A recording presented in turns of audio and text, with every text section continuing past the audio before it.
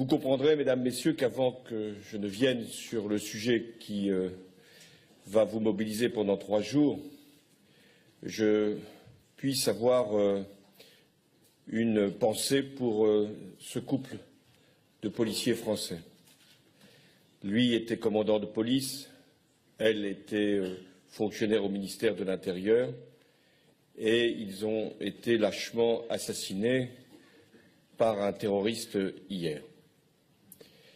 C'est un acte incontestablement terroriste, à la fois parce que son auteur, qui a été neutralisé grâce à l'assaut des forces de sécurité, et son auteur avait lui-même voulu que son acte puisse être reconnu comme terroriste.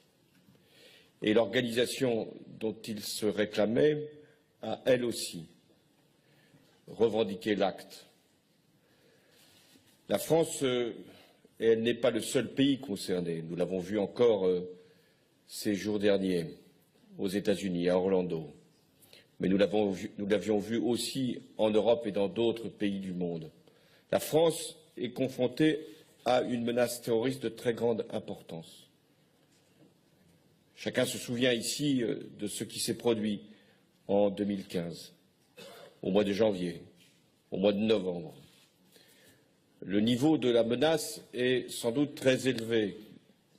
Il est partout très élevé. Et nous avons donc à mobiliser des moyens très importants, à la fois les services de police, de renseignement.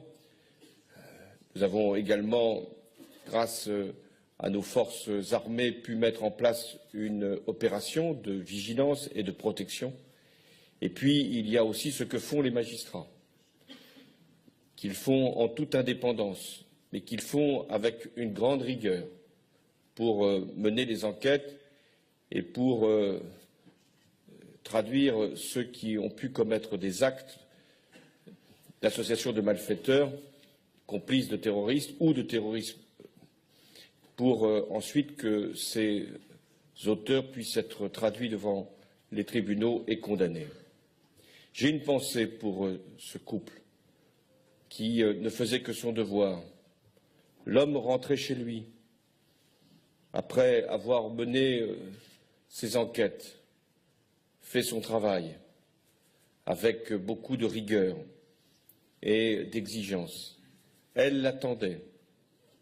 Elle l'attendait parce qu'elle savait aussi ce qu'est la nécessité de protéger un pays, puisqu'elle est elle-même, elle était fonctionnaire du ministère de l'Intérieur.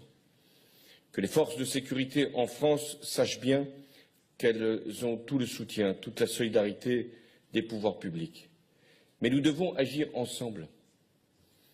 La lutte contre le terrorisme n'est pas une lutte qui concernerait un seul pays ou qui vaudrait que pour un territoire donné. La lutte contre le terrorisme, elle doit appeler une action internationale résolue, un échange d'informations, un suivi des individus. Et il y a un lien aussi